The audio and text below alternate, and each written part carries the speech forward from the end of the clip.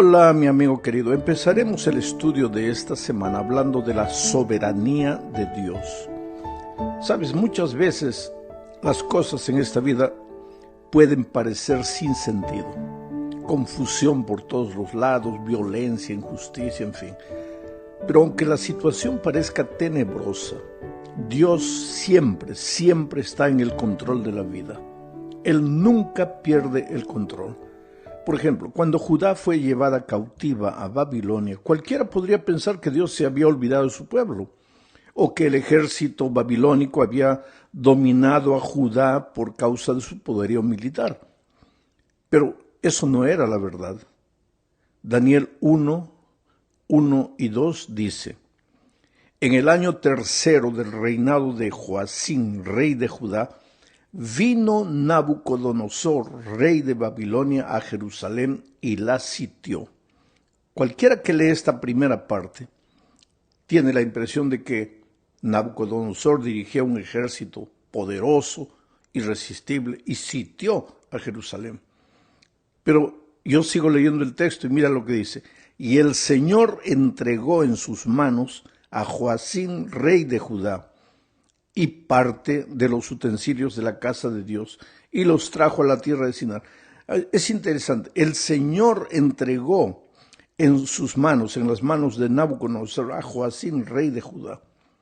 Quiere decir, la victoria de Nabucodonosor no fue solo por causa de su poderío militar, sino fue porque el Señor permitió. Dios entregó en sus manos a Joacim, rey de Judá. Si Dios no permite, nada sucede contra su voluntad. Ahora, la voluntad de Dios se manifiesta de dos maneras: o Él inspirando, cuando los seres humanos obedecen y siguen sus consejos, o Él permitiendo, cuando los seres humanos son rebeldes a los consejos divinos, hacen lo que quieren. Entonces Dios permite las consecuencias de las decisiones equivocadas del hombre.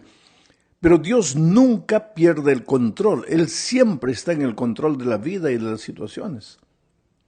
Ahora, sigo leyendo el texto porque aquí dice que el rey babilónico se llevó parte de los utensilios de la casa de Dios y los trajo a la tierra de Sinar, a la casa de su Dios, y colocó los utensilios en la casa del tesoro de su Dios. Sabes, mi amigo querido, Babilonia jamás podría haber derrotado a Judá si Dios no la hubiera entregado, dice el texto. ¿Y por qué la entregó? ¿Dios no prometió acaso proteger siempre a su pueblo? ¿Dios no protege que va a estar al lado de sus hijos? Claro que sí, Él prometió, pero sus promesas de protección son condicionales, y esto es lo que no hay que olvidar nunca. Las promesas de protección de Dios vienen acompañadas de la descripción de lo que podrá ocurrir si el pueblo no cumple las condiciones.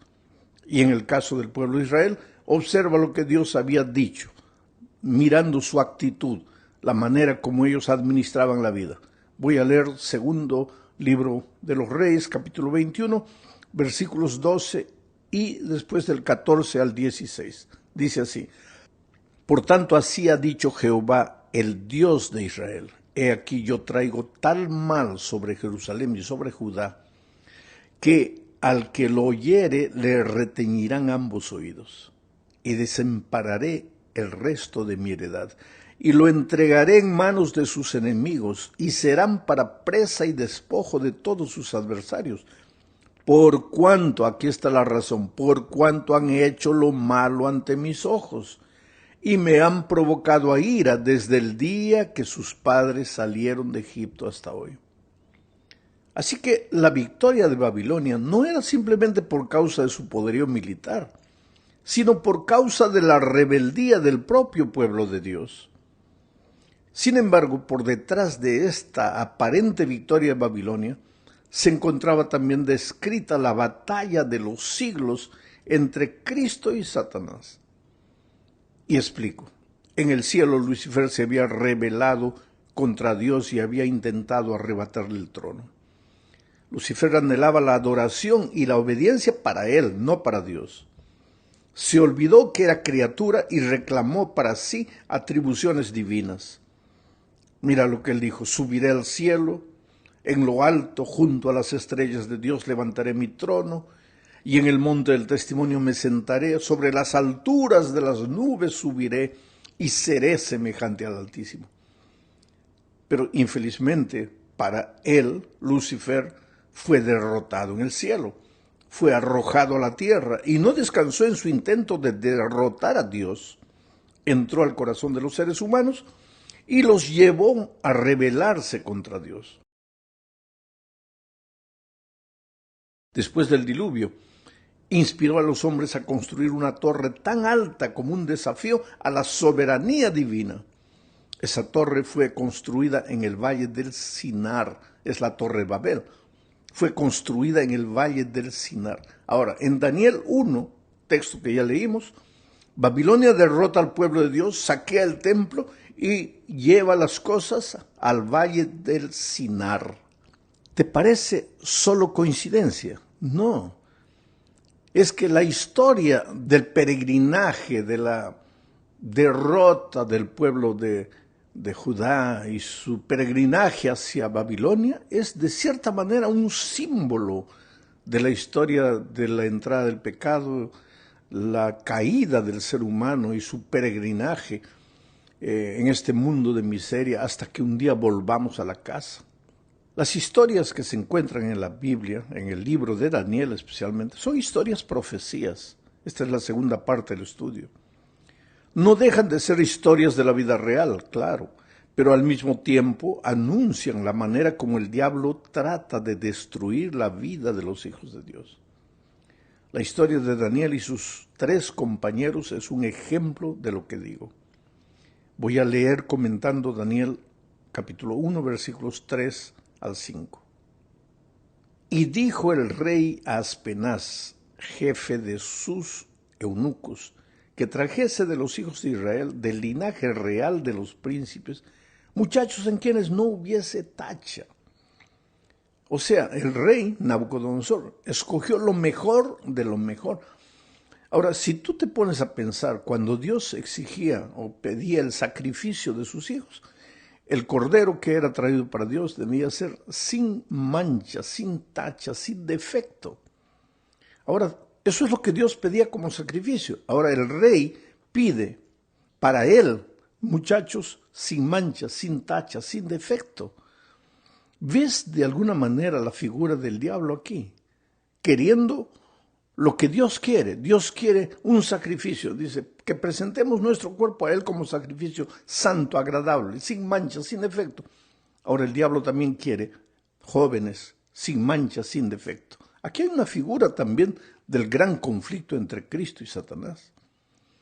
Voy a seguir leyendo. Dijo el rey Aspenaz, jefe de los eunucos, que trajese de los hijos de Israel, del linaje real de los príncipes, muchachos en quienes no hubiese tacha alguna, de buen parecer, enseñados en toda sabiduría, y sabios en ciencia, y de buen entendimiento, e idóneos para estar en el palacio del rey.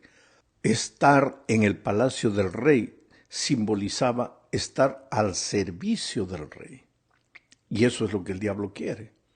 Mientras Dios creó al ser humano, y el ser humano le debe a Dios adoración y obediencia, el diablo quiere el lugar de Dios. Y ahora hace de todo para traer para sí la adoración y la obediencia de los seres humanos. Y en estos jóvenes hebreos, ahí el diablo quiere que ellos estén en el palacio del rey, al servicio del rey, no más al servicio de su Dios, sino al servicio del rey. Y que les enseñase las letras y la lengua de los caldeos, quiere decir en el palacio del rey, trata de borrar de la mente de los jóvenes todo vestigio de Dios, de adaptar la mente de los jóvenes a la cultura de Babilonia. Ya dijimos en la primera lección que Babilonia y Jerusalén aparecen en la Biblia como 2 ciudades, una contra la otra. Mientras Jerusalén simboliza la ciudad de Dios, Babilonia simboliza la ciudad del mal. Están en Génesis y están en Apocalipsis. Y a lo largo de toda la Biblia, Babilonia siempre persiguió al pueblo de Dios. Babilonia simboliza las fuerzas del mal tratando de subyugar a los hijos de Dios y colocarlos al servicio del rey de este mundo. Y sigo leyendo. Y les señaló el rey ración para cada día de la provisión de la comida del rey.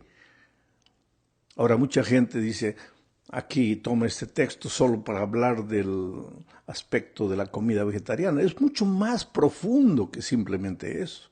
Claro que el cristiano debe alimentar su cuerpo como Dios quiere que el cuerpo sea alimentado, porque al final de cuentas el cuerpo es el templo del Espíritu Santo. No podemos colocar cosas dañinas que arruinen nuestra salud, porque hay que servir a Dios con nuestro cuerpo. Él quiere que nuestro cuerpo sea sacrificio perfecto para Él. Pero el problema de la comida del rey aquí era que la comida en esos tiempos, antes de ser ofrecida al rey, era ofrecida a los dioses babilónicos y después traída al rey.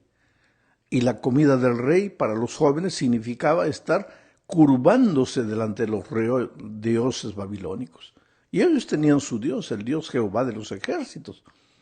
Entonces vemos cómo el diablo insiste de una manera, de otra manera, a través de las letras, de la filosofía, de la costumbre, de la cultura, de la comida, trata de borrar de la mente de los jóvenes la idea de Dios y colocar la idea del rey de este mundo, porque quiere que estos muchachos queden al servicio del rey de este mundo. Y les señaló el rey ración para cada día de la provisión de la comida del rey, y del vino que él bebía, y que los criase 3 años, para que al fin de ellos se presentasen delante del rey. Este es el texto, queridos. Daniel capítulo 1, versículos 3, 4, 5. Ahora, la historia es interesante porque al final del tiempo, de este periodo de tiempo, pues la salud de Daniel y de sus compañeros era completamente diferente de la salud de los otros. Estaban más sanos, más llenos de energía, de lucidez mental, y eran de lejos los más capaces en el reino. Pero este intento de querer cambiar la cabeza de los jóvenes no se quedó por allí, sino que les cambiaron también los nombres. Versículos 6 y 7, estamos en el capítulo 1 de Daniel, dicen: entre estos estaban Daniel, Ananías, Misael y Azarías de los hijos de Judá. A estos el jefe de los eunucos puso nombres. Puso a Daniel Belsasar, a Ananías Sadrac, a Misael Mesac y a Azarías Abednego. Sabes, mi amigo, al cambiar el nombre de los cautivos, en realidad los babilonios tenían la intención de ejercer autoridad sobre ellos y obligarlos a asimilar los valores y la cultura de Babilonia. Los nombres de estos muchachos, los nombres originales, se referían al Dios de Israel de alguna manera. Ahora son reemplazados por nombres que honran a deidades extranjeras. Por ejemplo, Daniel quería decir, Dios es mi juez. Ahora le ponen Belsasar, que quiere decir el príncipe de Bel. Bel era un dios pagano de los babilonios.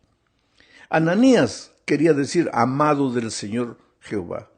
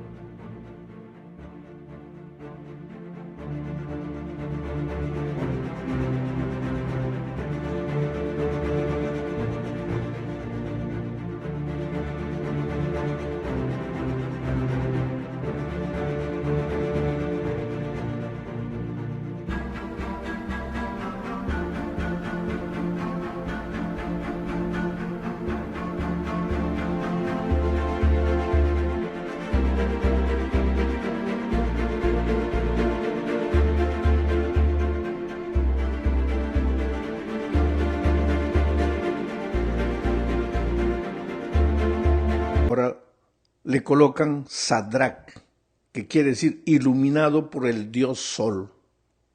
Misael significaba ¿quién es como Dios? Ahora le colocan Mesac, que quiere decir ¿quién es como Venus? Azarías quería decir el Señor es mi ayudador. Ahora le ponen Abednego, que quiere decir un siervo de Nego, otro dios pagano. ¿Te das cuenta? Si se puede observar entonces que los babilonios tenían un propósito más elaborado en el cambio de nombres que la simple adaptación a la cultura. El cambiarle los nombres también perseguía el objetivo de que se olvidaran de su Dios, de Jerusalén, y abandonaran todo motivo para tener esperanza. De tener nombres gloriosos y exaltados, pasaban ahora a tener nombres de siervos que debían servir bajo la tutela de los ídolos. La intención era inculcar en la mente la servidumbre, la adoración a los dioses paganos. Ahora, si traes la historia para nuestros días, vamos a ver que hoy la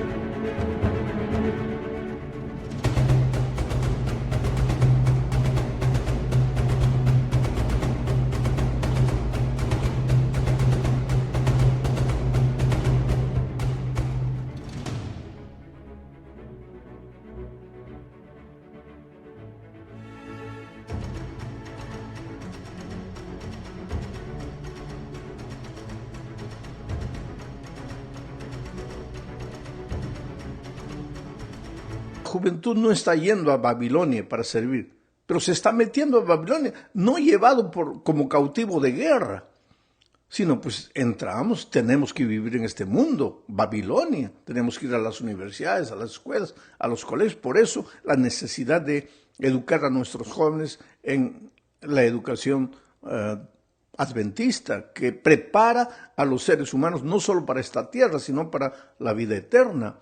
Pero tenemos que enviar a nuestros jóvenes al mundo, a las calles de estas grandes ciudades. ¿Y qué pasa ahí? Ahí pues la mano invisible del diablo trata de cambiarles el carácter, la mente, la cultura. Entonces ellos vienen a la iglesia el sábado, están 7 días afuera, vienen el sábado a la iglesia trayendo toda la cultura. Y entonces ellos quieren traer la cultura de afuera a la iglesia. Y creen muchas veces que la iglesia está atrasada porque no se adapta a la cultura de Babilonia que está afuera. Esa es la realidad que estamos viviendo y es un peligro. Tenemos que pedirle a Dios que nos dé sabiduría, porque el radicalismo, la intransigencia de nosotros como líderes tampoco resuelve nada. Tenemos que llevar a la juventud a vivir una experiencia de amor con Cristo, que afuera sean capaces de vivir los eternos principios, no por la presión humana, sino por la presión interior que viene del Espíritu, porque ellos han llegado a descubrir una experiencia bonita, personal con Cristo. Vamos a la tercera parte de este estudio. El texto clave es Daniel 1:8, en esta tercera parte. Leo, y Daniel propuso en su corazón. Aquí está la clave. Daniel propuso en su corazón. No es un asunto de presión, no es que te voy a disciplinar, ni que te voy a quitar el cargo, sino llevar al joven a vivir la religión, el evangelio, el cristianismo, pero dentro, en el corazón, porque Daniel propuso en su corazón. ¿Y qué propuso? No contaminarse con la porción de la comida del rey, ni con el vino que él bebía. Pidió, por tanto, al jefe de los eunucos que no se le obligase a contaminarse.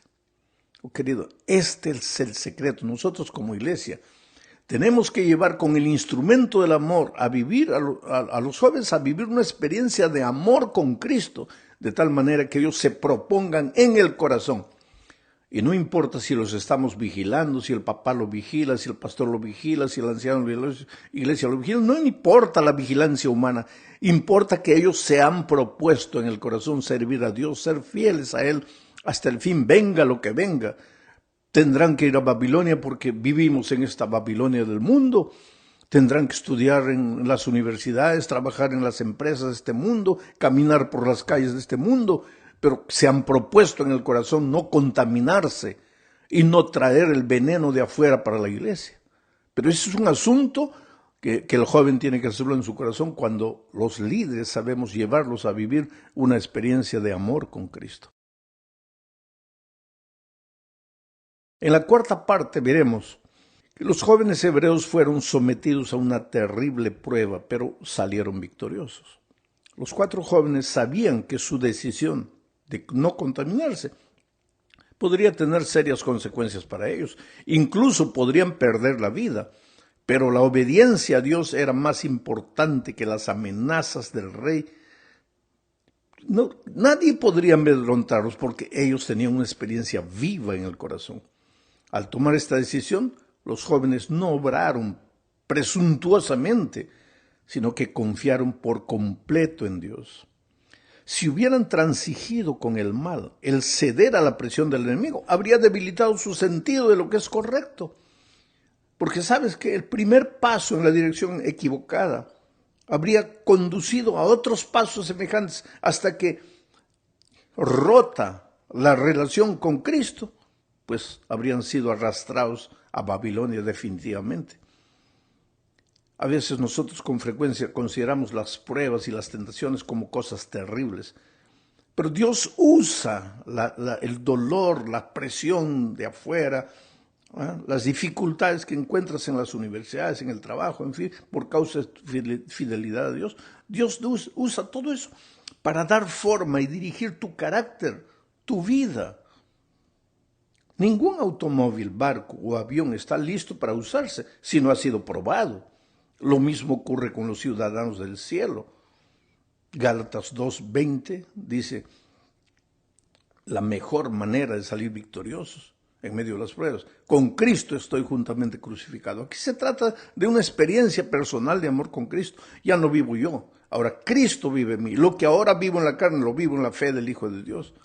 Cuando llevemos a los jóvenes a esa experiencia de vida con Cristo, entonces pues ellos serán cristianos porque se propusieron en el corazón, no porque los presionamos.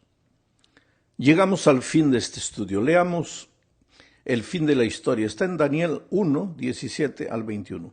A estos 4 muchachos Dios les dio, mira, Dios les dio, no salió de ellos, Dios les dio conocimiento e inteligencia en todas las letras y ciencias. Y Daniel tuvo entendimiento en toda visión y sueños. Pasados pues los días al fin de los cuales había dicho el rey que los trajesen, el jefe de los eunucos los trajo delante de Nabucodonosor. Y el rey habló con ellos, y no fueron hallados entre todos ellos otros como Daniel, Ananías, Misael y Azarías. Así pues, estuvieron delante del rey. En todo asunto de sabiduría e inteligencia que el rey les consultó, los halló 10 veces mejores que todos los magos y astrólogos que había en todo su reino. Y continuó Daniel hasta el año 1 del rey Ciro. Esto es interesante, hasta el año 1 del rey Ciro. ¿Quién sería el rey Ciro? El rey Ciro sería aquel rey que libertaría a Israel, que le daría la oportunidad de regresar a casa. O sea, ahora estaban en Babilonia, en el país de la servidumbre, esclavizados por un poder pagano. Pero Daniel menciona a Ciro en el primer capítulo, donde menciona la dominación de Babilonia a Judá. Menciona a Ciro, la promesa, quiere decir, hay esperanza, no todo está perdido, hay esperanza, viene la libertación. En medio de la oscuridad de este mundo, querido, hay esperanza porque Cristo viene. Tú sabes que Ciro de alguna manera es símbolo de Cristo. Cristo viene para libertarnos. Por tanto, hay que resistir las pruebas de esta vida con fe. Proponte en tu corazón que venga lo que venga, serás fiel a Dios. Y hay esperanza porque el peregrinaje en este mundo no va a durar para siempre. Cristo viene para llevarnos con Él. Que Dios te bendiga.